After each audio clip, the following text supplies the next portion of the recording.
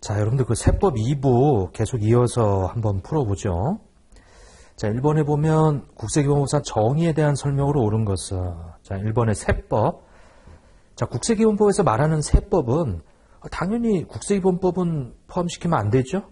왜냐, 국세기본법과 구분되는 세법에 대한 정의를 내리고 있으니까. 그래서 국세 종목과 세율을 정하고 있는 법률, 이게 바로 각 법인세, 그 다음에 소득세, 부가가치세법, 이렇게 각각 이 종목과 세율을 정하고 있는 법률이죠. 그리고 국세징수법, 조특법, 그 다음에 국조법, 조처법, 조세범처벌, 절차법이에요. 국세기본법은 들어가면 안 되고 틀렸고요. 자, 원천징수라고 하는 것 자체는 원천징수 의무자가 국세를 징수하는 걸 보고 원천징수라고 그래요. 거기 따라붙는 지방세는 특별징수라고 하고, 그 다음에 4대 보험은 원천공제라고 그래요. 거기 지금 가산세를 포함한다고 되어 있는데 가산세는 포함하면 안 되지. 예, 제외. 그러니까 이런 용어정이 요런 거 가지고 말장난 한단 말이에요, 이게. 그래서 이제 그거 좀 보시고. 자, 세 번째, 납세 의무자는 연대 납세 의무자, 원래 본래 납세 의무자가 있고요. 그 다음에 연대 납세 의무자, 제2차 납세 확장시킨 거지. 보증인. 근데 그 원천징수 의무자는 납세 의무자가 아니에요.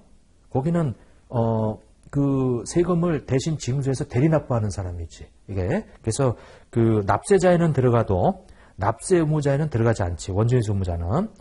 그럼 납세 의무자는 원래 본래의 납세 의무가 있는 그 근로소득자나 이런 사람들이지, 회사는 납세 의무자가 아니고 대신 대리 징수해서 납부하는 사람이죠.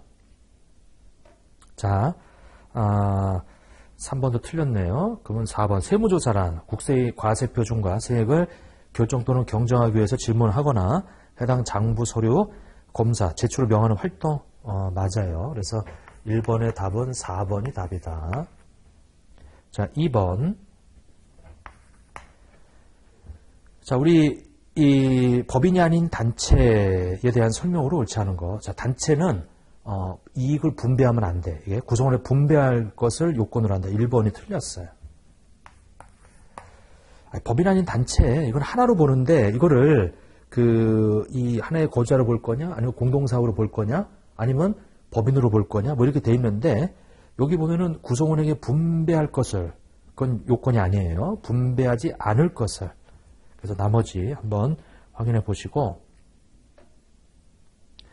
자, 그 다음에 3번을 한번 보시면, 자, 제2차 납세 의무자, 출자자 등의 제2차 납세 의무자를 납부해야 할 금액을 계산하면 얼마인가? 자, 이거는 그 세금에 대한 납세 의무가 성립하는 날이에요.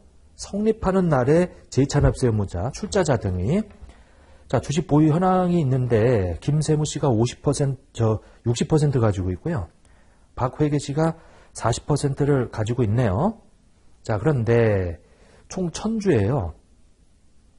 자, 그러면 3번에 보면 1기 부가가치세 2천만 원과 제10기 법인세.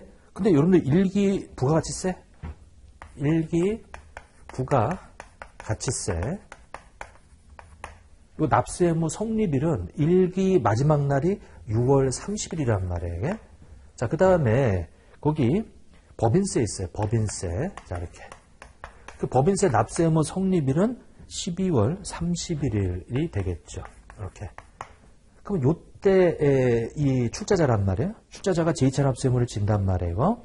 자, 그러면 부가세는 2천만 원이 지금 회사가 그 체납이 된 상태예요. 그럼 요것에 대한 제2차 납세 의무는 6월 30일 현재 거기 지금 누구냐면은 과점주주가 그 50% 초과되는 그 누구예요? 그 출자자가 지금 문제에서 물어보는 게 그 제2차 납세 의무자로서 납부해야 할 금액은, 제2차 납세 의무자는 거기 과점주주인 그 김세무 씨예요. 60%, 박회계 씨 말고 이거 60% 과점주주. 자, 그래서 여기에 60%를 이 제2차 납세금을 지고요. 1200이지. 근데 법인세는 중간에 50%를 매도했어. 그래서 김세무 씨가 55%가 됐죠. 55%가. 자, 그래서 이 김세무 씨가 이 법인세라고 하는 것이 3천만 원이 있는데 12월 30일 현재 이 55% 가지고 있는 요 김세무 씨가 과점주주란 말이에요, 이게. 그래서 1650만 원이 되겠다. 자, 두 가지를 합치면 2850만 원이 답이 되겠네요. 이렇게. 그것이 2번이 답이에요. 자, 4번에 한번 보면은, 자, 경정청구와 부가 제척기간에 대한 설명으로 옳지 않은 것은, 자, 1번에 보면, 법정 신고기한까지 소재 과세편 신고하지, 제출하지 않아서 결정을 받은 자, 지금은 결정 받은 자도 경정청구 가능하죠. 이게 경정청구를 할 수 있어요. 그래서 1번이 틀렸어요, 이게. 이렇게. 자, 그 다음에 그 결정 받은 사람도 경정청구 가능하다. 이렇게 되어 있고, 나머지 2번 뭐 쭉 나와 있는데, 그거는 참조를 좀 해주시고, 1번이 틀렸어요, 지금. 자, 그 다음에 5번. 가장 옳지 않은 것은, 자, 1번에, 자, 신고를 안 했네. 무신고죠? 1개월 이내에 수송신고하면은 50% 감면해 주죠. 자, 그 다음에 2번. 제출한 사람이에요. 근데 1개월 이내에 수송신고하면은 90%를 감면해 주죠. 3번. 무신고예요. 무신고, 신고 안 한 사람이 1개월 이내에 제출 후 뭐 이행했다? 그러면 50%를 감면해 주지. 자, 그 다음에 4번. 자, 중간에 예정신고, 중간신고를 하지 않았으나 확정신고 때 했대요. 요게. 그러면 요거는 50% 감면이죠. 4번이 틀렸네. 이렇게. 자, 그 다음에 6번. 자, 설명으로 옳은 것은, 자, 국세기본법 세법에 따른 처분이 국세청장의 과세표준 처분인 경우에는, 국세청장의 과표 조사 결정에 의한 처분인 경우에는 그 처분에 대해서 심사청구, 심판청구, 앞서 이의신청을 할 수 있는 게 아니고, 이의신청을 할 수가 없지. 국세청장의 조사 결정에 따른 처분은, 심사청구나 심판청구로 가야지, 이게. 그래서, 1번, 틀렸네요. 이게 맞는 거 고르는 거죠? 1번은 틀렸어요. 2번. 자, 국세청장의 과세표준 조사 결정에 따른 처분에 대해서는, 그러면 심사청구 또는 심판청구 해야지. 할 수 있지. 자, 세 번째, 국세기본법 또는 세법에 따른 동일한 처분에 대해서 심사청구와 심판청구를 할 수, 없다. 맞죠? 이렇게. 그래서 이제, 이 3번이 맞는 얘기네, 이게. 그래서 그 동일한 처분에 대해서는, 그 다음 단계로 가야지. 또, 심사청구해서 이 처분을 받았는데, 그것에 대해서 또 심사청구 받을 수 없죠. 또는 심판청구 할 수가 없어요. 그래서 다음 단계로 가야 돼, 이게. 자, 그 다음에, 이 4번, 3개월 이내, 우리가 이미 재결정은, 재결정은 집행정지 또는, 집행정지 취소에 관해서 이 결정하면, 결정일로부터 3개월 이내가 아니고, 이건 지체 없이 통지해 줘야지. 한번 결정된 것도 또 재결정한 거. 4번도 틀렸고 3번이 맞는 얘기다. 자, 그 다음에 7번. 이게 국세기본법 얘기 나오는데 지금 갈수록 어려워지고 있어요, 이게. 그래서 국세기본법 내용을 어쩔 수 없이 좀 깊이 좀 공부하셔야 돼, 이 부분. 자, 7번에 보면 소득세법 특징 설명을 옳지 않은 거. 열거주의죠. 과세대상 소득에 규정하고 있으므로 열거되지 않은 것은 원칙적으로 과세하지 않아요. 다만 유형별 포괄주의에 따라서 적용되는 이 소득이 돼 있고 이자 배당. 자, 두 번째 소득세법은 개인별 소득 기준으로 과세하는 개인 단위 과세 원칙으로 하고 있죠. 아니 원칙으로 하고 있다고 하면은 어떤 경우에도 말이 안 맞지. 이게 출제위원이 이번 같은 경우는 뭘 원칙으로 하고 있고 원칙으로 하고 있다는 얘기 예외가 있다는 얘기인데. 그래서 개인 단위 과세를 하고 있으므로 이렇게 해줘야지. 좀 더 하려면. 이건 문장을 읽자마자 2번이 말도 안 되는 거죠. 원칙으로 하고 있고 그러면 예외가 있다는 얘기인데 어떤 경우에도 합산하지 않는다. 2번이 틀렸다. 조세 비목적일 때는 합산해요. 그래서 예외가 있어요, 이게. 2번이 답이다. 나머지 맞는 얘기고, 그 다음에 이제 8번을 한번 봐보시죠. 8번. 납세지. 자, 고지의 납세지는 주소지죠? 주소지 없으면 거소지고요. 사업소득이 있는 거주자라 경우에는 사업장소에 신청할 수 있어. 신청할 수. 1번이 답이네요. 그 사업자가 신청하면, 왜냐면 주소지나 거소지, 여기서 받기 어렵다 이거예요. 사업장으로 해달라 신청하면은. 원칙은 주소지고 거소지인데. 자, 이제 이번에 비거주자의 납세지는 국내 사업장 소지지죠. 국내 사업장 없는 경우에는 국내 원천소득 발생하는 장소고, 3번에 보면 비거주자 국내 사업장이 둘 이상인 경우에는 주된 사업장 소재지죠. 근데 주된 사업자 판단할 수 없는 경우에는 판단할 수 없다? 판단할 수 없으면은 이 신고한 사업장 거기 그 국내 원천 소득이 이 발생한 장소. 자, 그다음에 아니면 신고한 장소. 근데 그것도 없다면은 이제 구세청장 또는 관할 지방 구세청장이 납세지를 할 수 있죠. 근데 여기는 판단할 수 없다고 해서 다이렉트로 가는 게 아니고 먼저 신고하거나 이제 그걸 먼저 받아야지. 3번이 다이렉트로 가는 게 잘못됐어 이게. 이거 3번도 답이야. 3번도 틀렸어 이게. 자, 이제 그렇게 돼 있고요. 그 다음에 뭐 4번 15일 내에 납세지 신고해라. 자, 맞고. 자, 그 다음에 이제 9번을 한번 보세요. 비과세. 자, 공익신탁의 비과세죠. 농가부업 축산 비과세죠. 이것도. 자, 한개주택 비과세죠. 근데 한개주택에서 제외되는 게 고가주택. 바로 기준시가 12억 초과하는 것과 국외소재. 근데 그 국외소재 주택은 포함한다고 되어 있는데 제외시켜야죠. 그것도. 국외소재 과세예요. 자, 3번이 답이다. 자, 이제 그렇게 보시고 그 다음에 10번으로 가보시죠. 10번. 자, 거주자 김세법 씨는 수년간 계속해서 광고 출연으로 유명 연예인이다. 그래서 지금 소득 금액을 한번 계산해봐라. 1번. 자, S전자와 우리 2년간의 핸드폰 광고 모델 전속 계약을 체결했어요. 1년이 초과되면 이 전속 계약금 그 2년으로 안 보내줘야 돼, 이게. 그러면 1억 8천만 원의 전속 계약을 받았으면 요거는 지금 2년치 거란 말이에요, 이게. 그러면 이 24개월 중에서 사실은 지금 올해가 6개월이란 말이에요. 6개월에 해당되는 거. 자, 이 1억 8천만 원을 받았는데 우리 6개월치가 지금 4,500이네요. 요것만 우리 요번 소득으로 들어가고요. 자, 두 번째. 자, 두 번째는 시연예기획사와 3월 15일부터 해서 이 1년이 안 되네, 이게.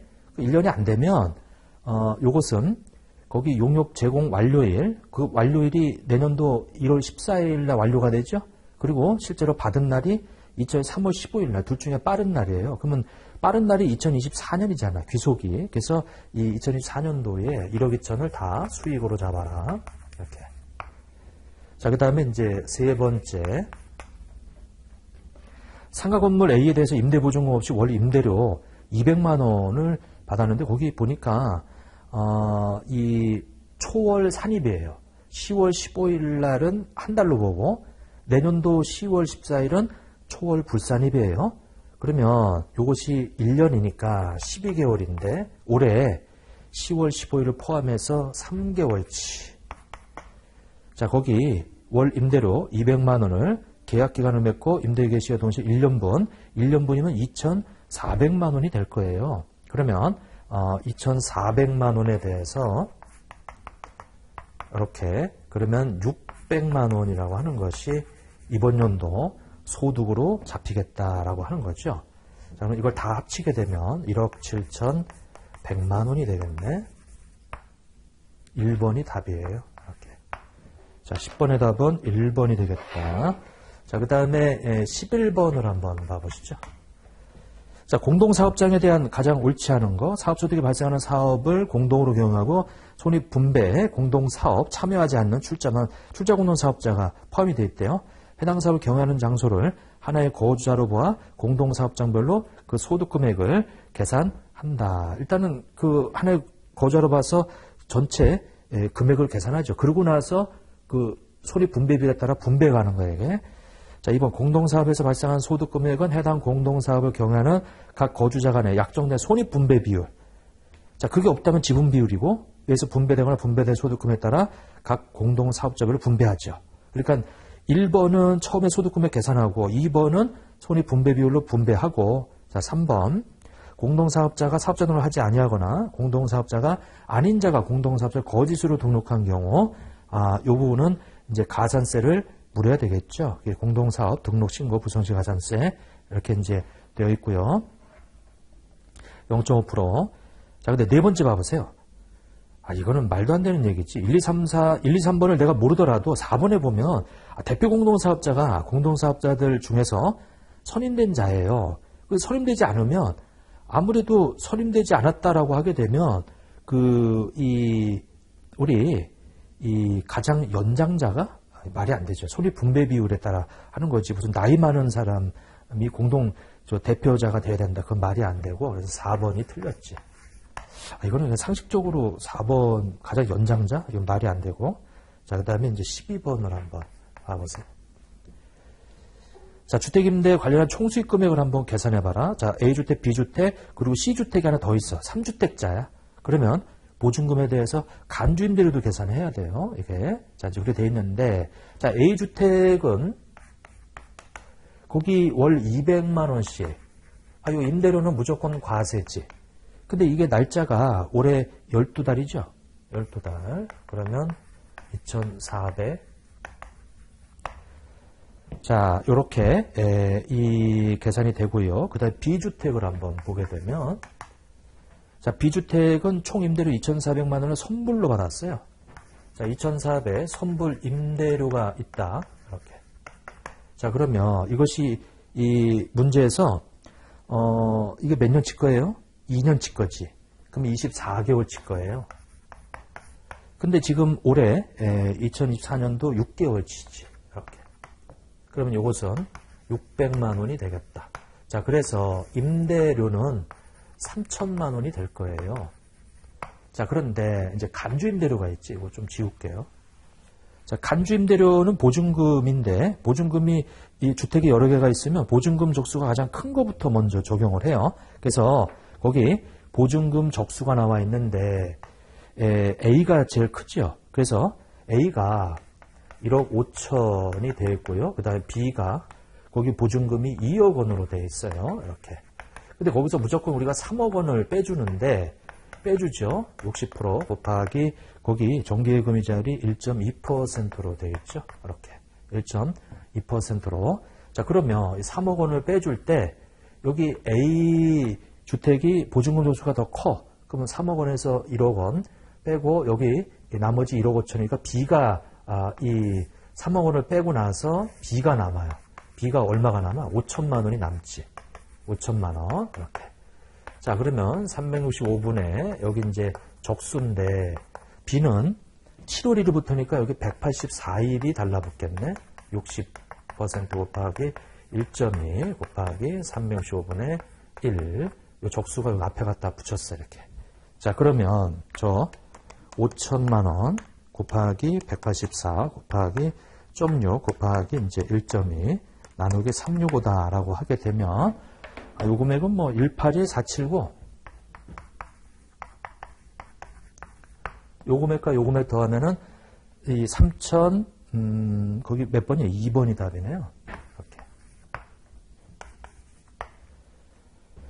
자, 그 다음에 13번을 보면은 기장세액공제. 자, 약사 및 전문직 사업자는 기장세액공제를 적용하지 않는다. 맞아. 전문직 사업자 제외되고. 자, 그 다음에 그 두 번째 기장세액공제와 관련된 장부 증명서류를 해당 과표 확정신고 종료부터 5년간 보관 의무가 있죠. 기장세액공제를 만약에 보관하지 않으면 못 받고, 다만 천재지변 뭐 이런 건 어쩔 수가 없지. 불탔는데. 자, 세 번째 비치 기록한 장부에서 신고해야 할 소득금액의 100분의 20%죠. 20% 이상이 누락이 되면 못 받지. 거기 10%가 아니고 20%. 자, 기장세액공제는 20% 이상이 누락이 되면 못 받는다. 자, 뭐 그 정도만. 자, 기장세액공제는 간편장부 대상자만 받는 거예요. 복지부 교무자는 당연히 기장해야 되는 거기 때문에 기장세 공제가 없고 100만 원을 한도로 해주죠. 그 다음에 이제 14번. 자, 다음 종은 소득세 중간연합세액에 대한 설명으로 옳지 않은 것은, 자, 1번 종합소득이 있는 거주자가 중간연합기간의 종료연제, 그 중간연합기간 종료일까지의 종합소득 금액에 대한 소득세액이 중간연합 기준액의 100분의 30배에 미달한다.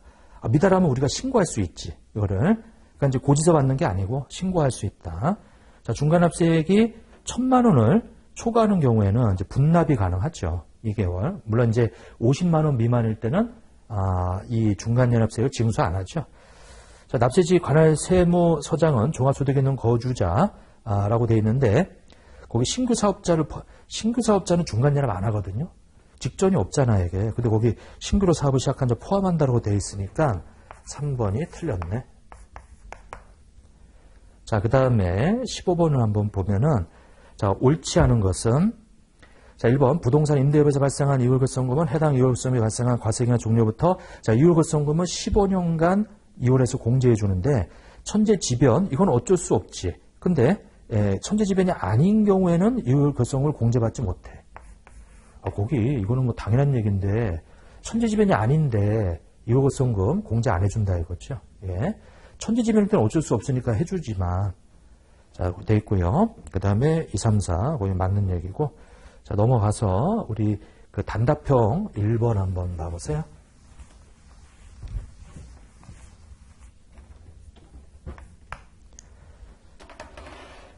자, 재량의 한계를 설명한 것이다. 괄호에 들어갈 내용을 작성하세요. 세무공무원이 재량으로 직무를 수행할 때는 과세 형평과 해당 세법의 목적, 그러니까 세법의 목적에 비추어서 세법의 목적. 이거는 어떤 지문에 의해서 거기서 어떤 단어를 공란으로 해서 이런 문제는 조금 지양해야 돼. 이런 문제는 어떤 세법의 이 원리 이런 것들을 물어보는 거, 그런 또 계산 문제라든지 이런 거는 저건데 이거는 그냥 가로 해놓고 그 단어 맞추는 건데 이거 좀 그러네요 이게. 근데 이제 일단 뭐 세법의 목적이에요. 이렇게. 왜냐하면 출제위원들은 요 지문에 꽂혀서 그것만 가로치고 하지만 출제위원들도 만약에 이걸 덮고 풀어라 그러면은 쉽지 않아 이게. 이렇게 해놓는 것은. 자, 그 다음에 이제 두 번째 봐보세요. 두 번째도 그래 이것도. 자, 1번에 보면 우리 일반적인 환급은 30일이죠. 30일 이내에 환급해야 돼 이게. 그 다음에 구상급금 중에서 충당한 후 남은 금액이 10만 원 이하고 지급 결정을 한 날부터 1년 이내. 30에다 1을 더하래요. 30일 뭐 이렇게. 이런 문제 별로 와닿지는 않는데 여하튼 우리 수험생 입장에서는 어쩔 수가 없네 이거. 받아들여야 되니까 이런 문제를. 자, 세 번째 가로 안에 들어갈 단어를 작성하시오. 이렇게 나와 있는데 조세 심판관이 심판 청구인의 대리인이었던 경우, 그러면은 이게 청구인하고 여기 심판관이 있는데 이게 지금 심판 청구인의 대리인이었대요. 또 불법에 대해서는 처분이나 이걸 예전에 증언한 경우가 있거나, 그럼 이거는 특수관계자들이지 이게. 그러면 이거는 할 수 없다고 판단될 때는 그 조세 심판관은 심판 관여에서 어떻게 해야 돼요? 관여로부터 회피되며 제척되며. 그러니까 이제 이 사람들은 빼버려야 돼. 제척이라고 그래 이게. 조세 심판관 스스로 판단할 때 일정한 사유로 인해서 적절한 조세 심판을 할 수 없다고 판단되는 경우는 조세 심판관의 지정에서 자기가 그걸 회피해야지. 회피지 회피.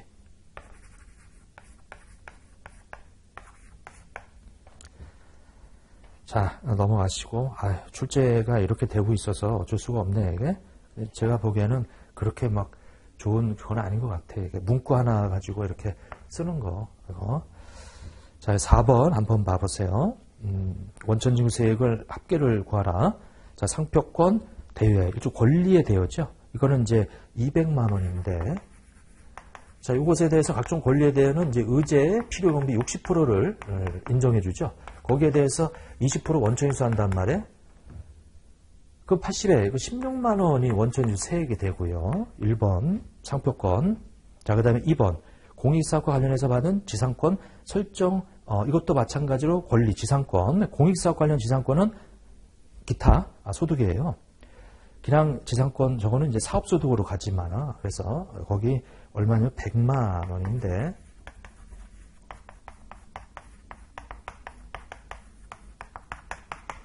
그러면 8만 원이 되겠네. 이렇게. 자, 3번에 뭐 뇌물로 받은 금품. 이거는 이제 원천에서 할 수가 없지. 이게. 원천에서 할 수가 없고. 그 다음에 네 번째. 이게 1번, 2번. 자, 네 번째 소기업 소상공인 공제부금 해지 일시금인데 이거는 우리 원천 세율이 15% 400만 원에 대해서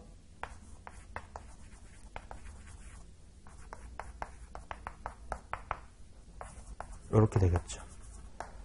자, 그 다음에 다섯 번째 상가 입주 지체상금 200에 대해서 이거는 이제 일반 기타 우리 20%를 원천징수 하죠. 그래서 40만 원이 되겠더라.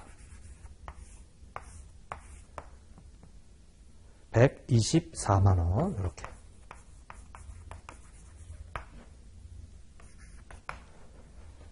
자, 그 다음에 이제 5번을 한번 보면, 교육비 세액공제. 자, 교육비 세액공제 부친이 있는데, 부친에 대해서는, 우리 직계 존속에 대해서는 교육비 공제 안 해줘요. 근데 본인의 대학원 학비, 본인. 1100인데, 대학원은 전액 다 해주지. 자, 그 다음에, 배우자가 있어요. 자, 배우자가 있는데, 거기 총급여 500만 원의 근로소득만 있대요. 그러면 500만 원까지 가능하지. 그러면 배우자의 대학교 학비 600만 원도 되죠. 얘는 900만 원 한도예요. 자녀 원. 자, 나이 안 따지고 25, 소득 요건 따지는데 소득이 없다고 돼 있으니까 자녀 1, 2, 3 다 돼요. 대학원인데 대학원은 안 해줘요. 자녀 2. 거기 21세인데 나이 안 따지고 대학교 학비 500인데 대학교 교과서대 100만 원 해가지고 거기 이 대학교는 거기 학비만 500만 원 이렇게 되죠. 우리 초중고는 그 교과서대 해주는데 대학교는 안 해준다 이렇게. 자, 그 다음에 자녀 3을 보게 되면. 중학교 학비 500만 원, 중학교 학비 500만 원이다. 자녀 3 되어 있고요. 그래서 일단은 거기 자, 다시 한번 봐보시죠. 본인 전액이고요. 그 다음에 배우자 600만 원 되고요. 그 다음에 쭉 나와 있고 500만 원 이렇게.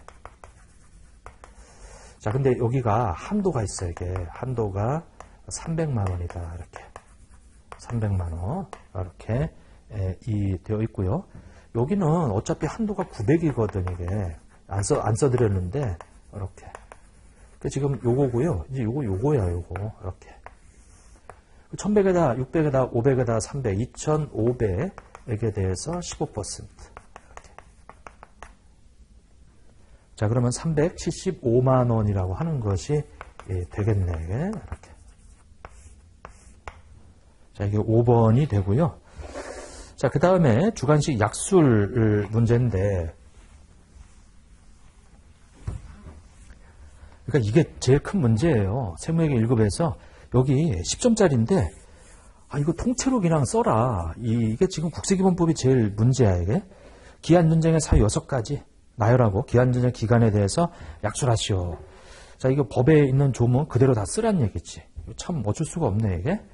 기한 연장 사유, 우리 화재 전화, 그 밖에 재화, 도난당했을 때, 그리고 납세자 또는 동거가족, 질병이나 중상으로 6개월 이상 치료하거나 또는 사망해서 상중이거나, 자, 세 번째 정전이나 프로그램의 오류, 그 밖에 부득이한 사유로 한국은행 및 최신간서, 정보통신망의 정상적인 가동이 불가능한 경우, 그 다음에 금융회사나 최신간서 휴무, 부득이한 사유로 정산 세금 납부 곤란하다.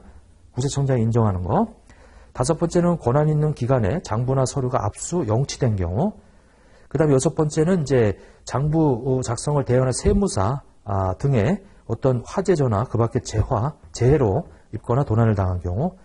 그러니까 이것도 출제위원보고 한번 써보라고 해보세요. 요즘 이거 쓸 수 있나? 이게 참 쉽지 않지, 이게. 그래서 이제 일단은 이 법조문에 있는 거 그대로 써야 되니까. 물론 이거 그대로 토시 하나 틀리지 않고 쓰기 어려워요. 그래서 핵심적인 단어 위주로 써도 맞게 해줘야 돼, 이 부분은. 자, 기한 연장은 우리 3개월이죠. 3개월 이내 해당 기한 연장의 사유가 소멸되지 않은 경우에는 1개월의 범위에서 다시 연장할 수 있고요. 최대 9개월을 넘지 않도록 연장할 수 있다라고 하는 거, 이런 것들. 그러니까 이제 이런 기한 연장은 뭐 예전에 많이 있었죠. 코로나로 인해서 신고뿐만 아니라 납부까지 연장해주고 유예해주고 이렇게 했었단 말이에요. 그래서 이런 사유에 해당이 되면 어떤 국가적인 이 재해나 뭐 이런 것들로 인해 가지고 그 신고 납부가 쉽지 않다라 이거죠. 그래서 코로나로 인해서 이렇게 많이 연장되고 그랬어요. 자, 아무튼 그렇게 돼 있고, 그다음에 2번에 자, 기부금 한도액과 기부금 세액공제액을 구하시오 이렇게 돼 있네요. 자, 고자 갑인데 40세 남성이에요. 자, 이 이자 소득 금액부터 해서 5천만 원, 2천만 원 산출세 계산 시 원시세율이 적용되는 이자 소득, 잔해 3천만 원은 기본세율 적용이 된대요.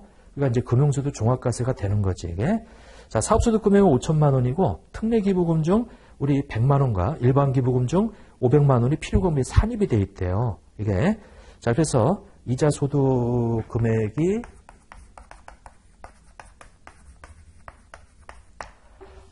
지금 얼마냐면은 이 5천만 원이고요. 이렇게.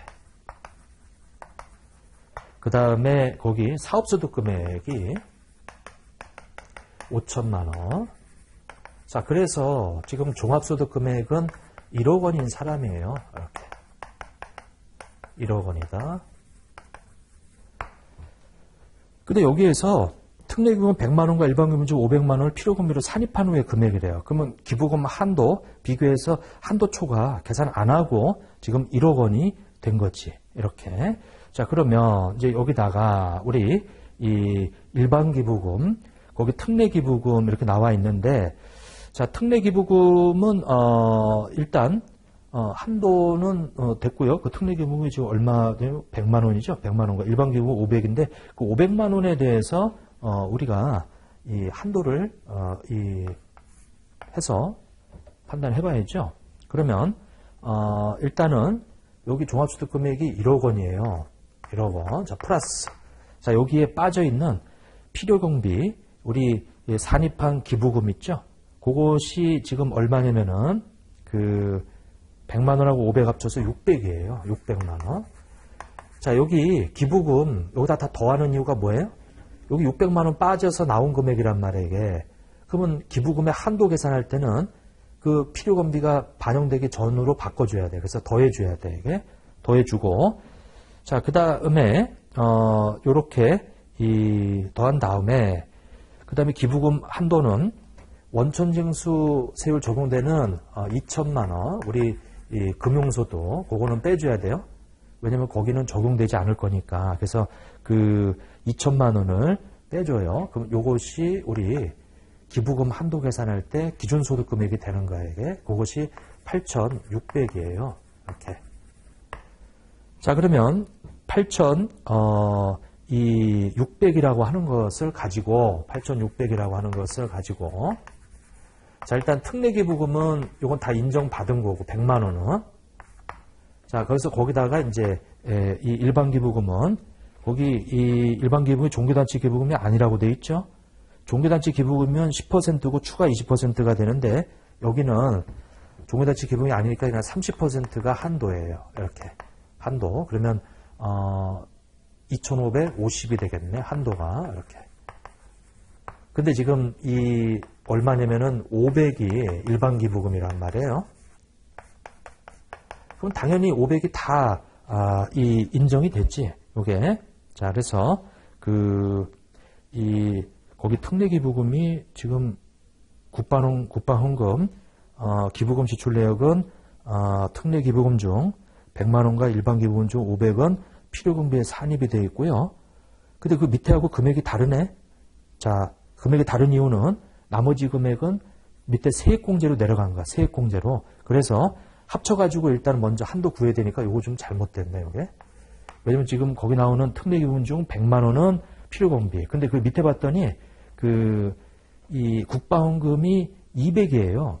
그러니까 200만 원 중에 100만 원은 필요금비로 집어넣고 나머지 100만 원은 세액공제 받아야 돼. 예. 근데 일단은 필요금비로 이 집어넣을 수 있는 금액은 여기 지금 일반 기부로 고시된 단체 기부금이 2,500이란 말이에요. 2,500. 근데 지금 요거 이렇게 쭉 계산해서 나온 것이 2,520.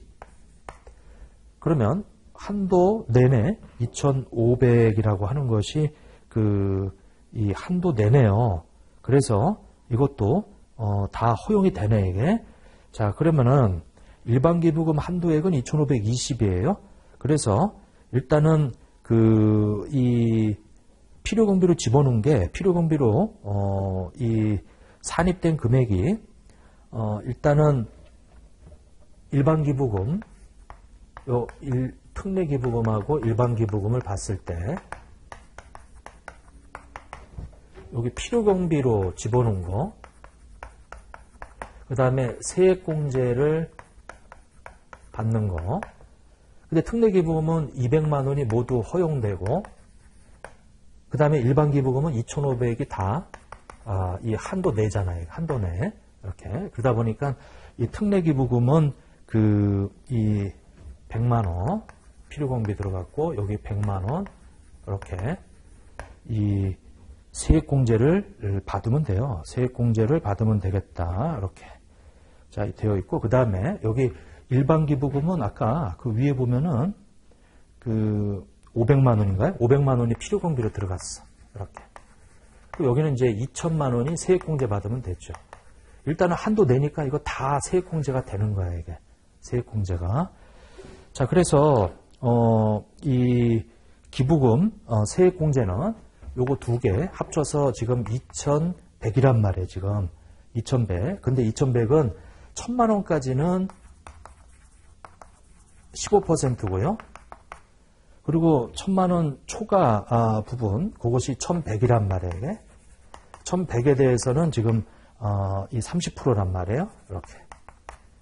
지금 요 2,100에 세액공제 받는데, 1,000만 원에 대해서는 15%, 1,100에 대해서는 30%. 그래서 요것이 150만 원이 되고요.